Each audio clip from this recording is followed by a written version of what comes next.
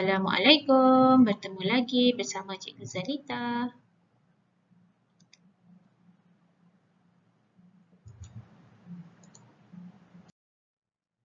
Baik, kita teruskan dengan aktiviti pada muka surat 10, iaitu buku aktiviti jilid 2 Bahasa Melayu tahun 1. Aktiviti 3A, salin ayat dengan tanda baca yang betul.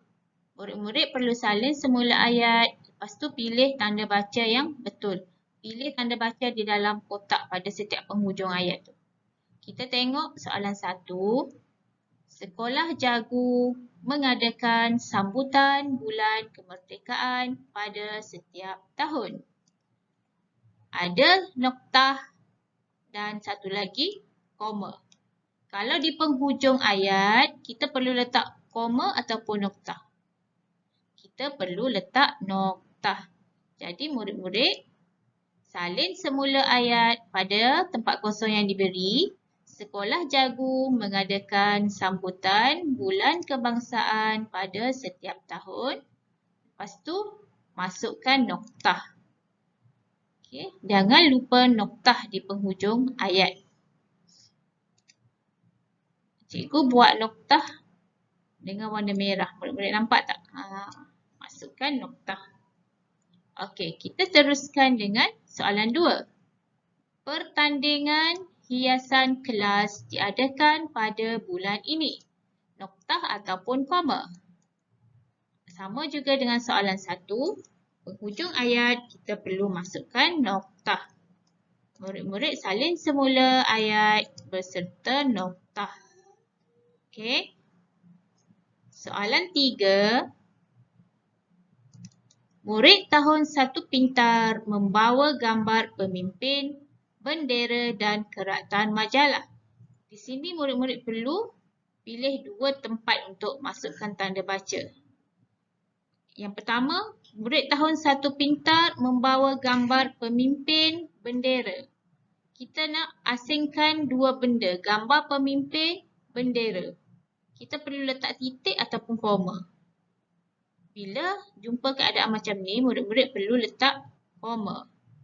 Murid tahun 1 pintar membawa gambar pemimpin, koma, bendera dan keratan majalah, baru murid-murid noktah.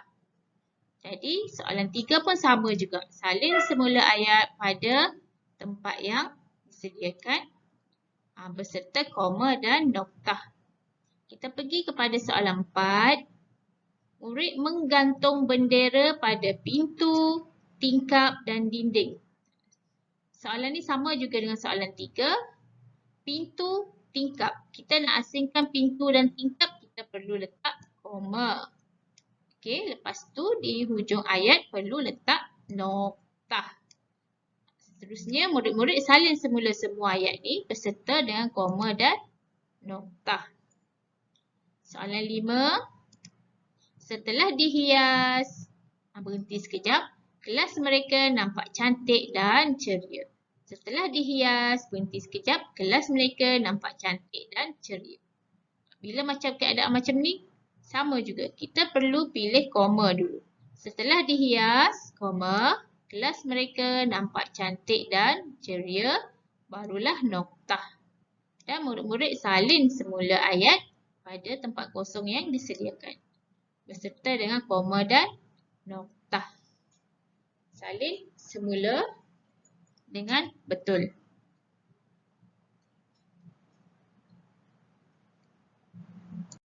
Baik, seterusnya cikgu pergi pula kepada aktiviti 3B. Tulis semula cerita di bawah dengan tanda baca yang betul. Sama seperti aktiviti 3A, kita nak tulis semula dengan tanda baca yang betul. Mari baca bersama-sama dengan cikgu. Hari Kebangsaan hampir tiba. Normi dan Abang Norman menghias basikal. Dia mahu basikalnya nampak cantik. Murid-murid lihat di sini. Apabila permulaan ayat, kita perlu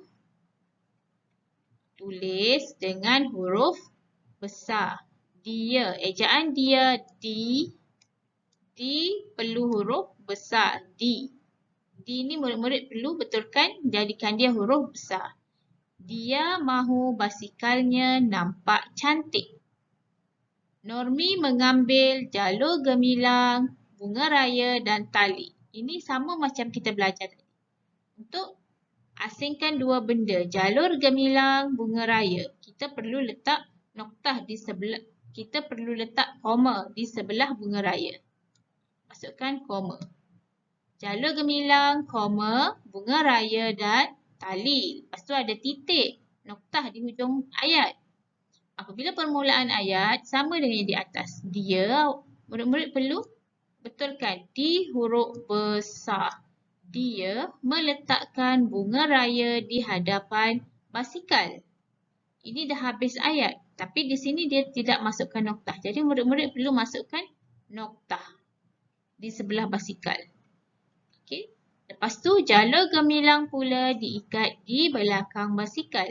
Normi berasa bangga kerana basikalnya cantik. Dah habis ayat, perlu letak noktah. Jadi bila murid-murid dah betulkan semua, murid-murid perlu salin semula pada garisan yang disediakan. Salin semula yang telah dibetulkan. Untuk menyenangkan murid-murid, murid-murid letak warna. D jadikan warna merah. D warna merah. Koma buat warna merah. Nanti murid-murid dapat bezakan yang mana murid-murid dah betulkan yang salah. Jadi setakat ini saja pembelajaran kita hari ini. Cikgu harap murid-murid dapat faham. Assalamualaikum.